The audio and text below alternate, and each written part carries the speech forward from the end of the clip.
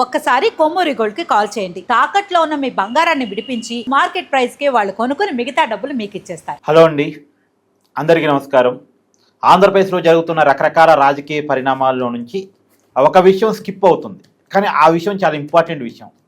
ఆంధ్రప్రదేశ్ ప్రజలంతా కూడా కాలరెగరేసుకొని మా రాజధాని అమరావతి, ఇక దీన్ని ఎవరు మార్చడానికి అవకాశం లేదు, పార్లమెంట్లో మళ్ళీ చట్ట సవరణ చేస్తే తప్ప అసాధ్యమయ్యే పని కాదు ప్రాక్టికల్గా. సో ఇంకా జగన్మోహన్ రెడ్డి గారు అధికారంలోకి వచ్చినా సరే రాజధాని మారదు, పర్మనెంట్గా ఇండి కూటమి ఎన్డీఏ కూటమి కలిసి పార్లమెంట్లో అంటే రాజ్యసభలో లోక్సభలో ఎన్ని పార్టీలు ఉన్నాయో అన్ని పార్టీలు, ఒక్క వైసీపీ తప్ప మిగతా అన్ని రాజకీయ పార్టీలు మూకుమ్మడిగా తీర్మానించి ఓటేసి చట్టబద్ధత కల్పించబడింది అమరావతి. దీని గురించి మరింత విశ్లేషణ తీసుకునేటువంటి ప్రయత్నం చేద్దాం. నాతో ఉన్నారు ప్రముఖ సామాజిక విశ్లేషకులు అంకంరావు గారు. సార్ నమస్కారం. నమస్తే. ముందుగా మీకు కంగ్రాచులేషన్స్. గతంలో అమరావతి ఉద్యమంలో మీరు ఉన్నారు కాబట్టి, ఒక రైతుగా మీకు కూడా బాధ తెలుసు కాబట్టి, భూములు ఇచ్చినటువంటి రైతుల కష్టం, ఆ కష్టం ద్వారా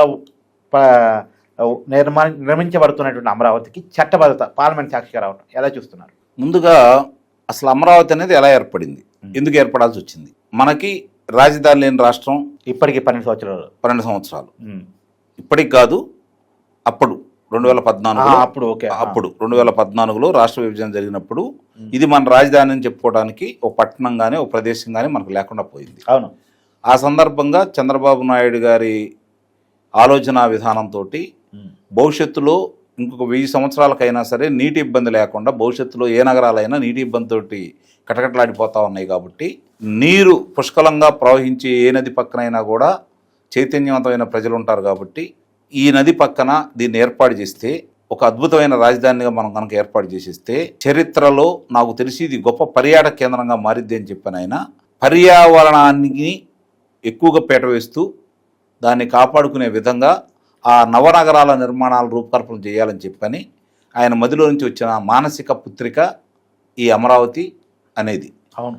ఈ అమరావతి ఏర్పడాలని అనుకున్నప్పుడు ఆయన ఇట్లా ఒక ప్రతిపాదన పెట్టడంలోనే నాటి ప్రధాన ప్రతిపక్ష నేత, మాజీ ముఖ్యమంత్రి, నేడు 11 స్థానాలకు పరిమితం అయిపోయినటువంటి వైఎస్ఆర్సీపీ అధ్యక్షుడు, విపక్ష నాయకుడు జగన్మోహన్ రెడ్డి, నేను సంపూర్ణ మద్దతు తెలియజేస్తున్నాను, విజయవాడ గుంటూరు మధ్య మీరు నిర్మాణాలు చేపట్టండి, రాజధానిని ఏర్పాటు చేయండి, 30,000 ఎకరాలు తక్కువ లేకుండా మీరు తీసుకోండి అని చెప్పని ఉచిత సలహా ఇచ్చి 2014కు ముందు రాజధాని ఆవశ్యకత గురించి చెబుతూ, అద్భుతమైన రాజధాని మనకు కావాలని చెప్తూ ఆయన ప్రసంగించిన సందర్భాలు కూడా మనకి అందరికీ తెలుసు. రికార్డ్సే కదా, ఈ రికార్డ్స్ అవి చెరపలేని కదా. మరి ఈ పరిస్థితుల్లో చంద్రబాబు నాయుడు గారు పలు దఫాలుగా ఆ రైతులతోటి మాట్లాడుకొని, సెప్టెంబర్లో తీర్మానం అయితే శాసనసభలో రైతులతోటి మాట్లాడుకొని, ప్రపంచంలో ఇప్పటి వరకు జరగంది భవిష్యత్తులో కూడా జరిగిద్దన్న నమ్మకం లేని విధంగా పూలింగ్లు 34,438 ఎకరాల భూమిని రైతుల ద్వారా వాళ్ళు తాతల తండ్రుల నుంచి వచ్చిన వారసత్వ సంపత్తో పాటు కష్టార్జితంతో కొనుక్కున్నాయి, దేశ విదేశాల్లోకి వెళ్ళిన పిల్లవాళ్ళు తల్లిదండ్రుల కోసం కొనిపెట్టిన భూముల్ని ఒక్క చంద్రబాబు నాయుడు గారి మీద ఉన్న నమ్మకంతో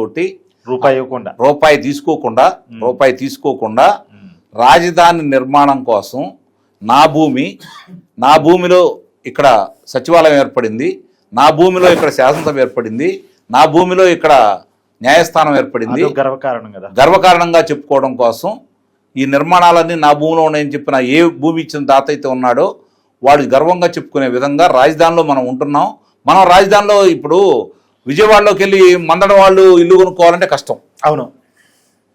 మందడంలో వాళ్ళు ఉంటూ, వెంకటాయపాలెంలో వాళ్ళు ఉంటూ, రాయపూడిలో వాళ్ళు ఉంటూ, అక్కడ వాళ్ళకు సంబంధించినటువంటి ఇళ్ళ వాళ్ళే ఉంటూ, రాజధాని వాళ్ళ చుట్టూ ఏర్పడిన తర్వాత, ఈ నవనగరాలు ఏర్పడిన తర్వాత వాళ్ళు ఎలా ఉండాలనుకుంటున్నారో అదే విధమైనటువంటి విధానాన్ని కొనసాగించుకోవాలనే ఉద్దేశంతో వాళ్ళు అనుకున్నటువంటి నవనగరాలు ఏర్పాటైతే మా పిల్లల భవిష్యత్తు మేము గర్వంగా చెప్పుకోవచ్చు, చరిత్రలో మేము నిలిచిపోతాం అన్న ఆలోచనతో వాళ్ళు నిస్వార్థంగా ఇస్తే దాన్ని చంద్రబాబు నాయుడు గారు ముందుకు తీసుకెళ్లిన విధానం మనకు తెలుసు.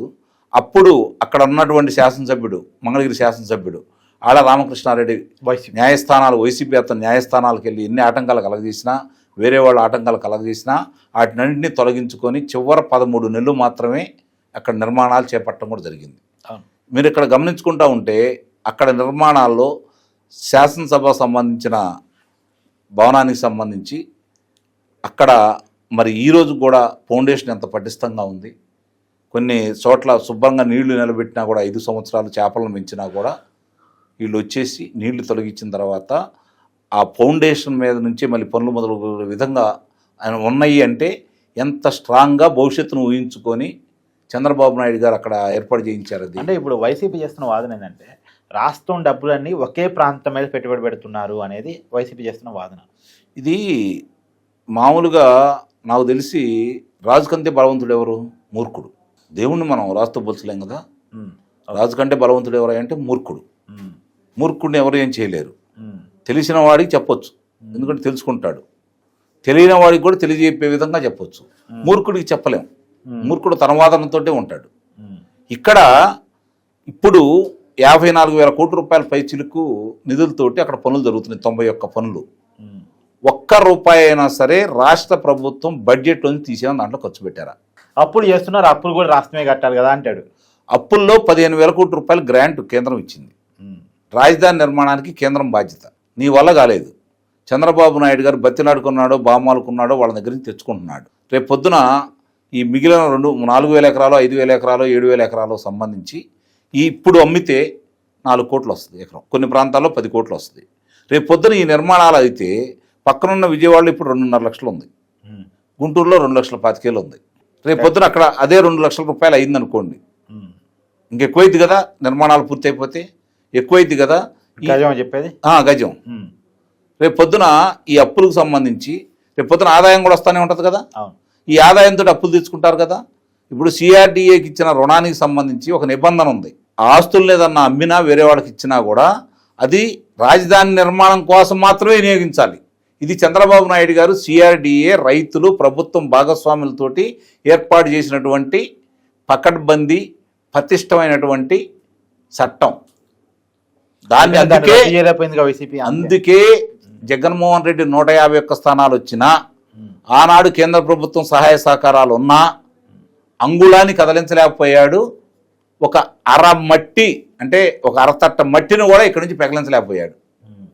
అంతే కదా. అతని వల్ల కాలేదు కదా. రేపొద్దున చాలామంది అనుకున్నట్టుగా రేపొద్దున ఒకవేళ ఏదైనా మార్పు చేర్పులు ఏదైనా జరిగిందనుకోండి, 151 స్థానాలు ఉన్నప్పుడు ఏమీ చేయలేని ఈ జగన్మోహన్ రెడ్డి రేపు అసలు చేస్తాడన్న ఊహాగానం ఏంటి? దానికి మనం ప్రచారం కల్పించడం ఏంటి? వీళ్ళు మాట్లాడటం ఏంటి? నాకు అర్థం కాలేదు. ప్రజాప్రతినిధులు అతని వల్ల ఏమవుతుంది? చట్టబద్ధత లేనప్పుడే ఏమీ చేయలేనిపోయిన జగన్మోహన్ రెడ్డి చట్టబద్ధత ఏర్పడిన తర్వాత భారతదేశంలో ఏ రాజధానికి ఇంతవరకు ఆ ఆవశ్యకత రాని భారతదేశంలో ఉన్నటువంటి దేశ చరిత్రలోనే మొట్టమొదటిసారి అయినప్పుడు ఏం చేయగలడు? ఈ చిన్న లాజిక్ని ఎలా మిస్ అవుతున్నారు వీళ్ళు? కాదు సార్, నాకు అర్థం కాడుతా. అంబటి రాంబాబు కానీ అంతకుముందు జగన్మోహన్ రెడ్డి కానీ పార్లమెంట్లో చేసిన చట్టాన్ని అసెంబ్లీలో మేము మార్చగలమని చెప్పడం ఏంటి అర్థం కావట్లేదు. అదే కదా, మరి ఎందుకు మార్చలేకపోయారని చెప్పి ఎందుకు అడగరు వీళ్ళు? నువ్వు అదే న్యాయస్థానం దగ్గరికి వెళ్ళి ఎనికి నువ్వు తీసుకున్నావా లేకపోతే న్యాయస్థానం ఎనికి ఇచ్చిందా?